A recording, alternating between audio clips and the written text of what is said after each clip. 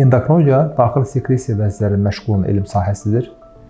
Terapiyanın daxili xəstəliklərin üst bir bölməsidir. Bütün təbabətlə əlaqədardır. Bu xəstəliklərlə məşğul olan həkim isə həkim endokrinoloqdur.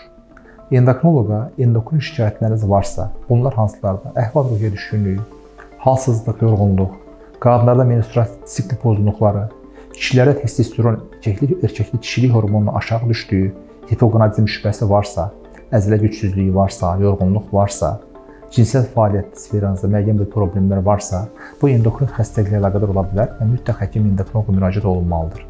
Saç tökülmə, dəri qururuğu, dırnaq qırılması, bu kimi şikayətləriniz varsa, mütləq şəkildə müraciət olunmalıdır.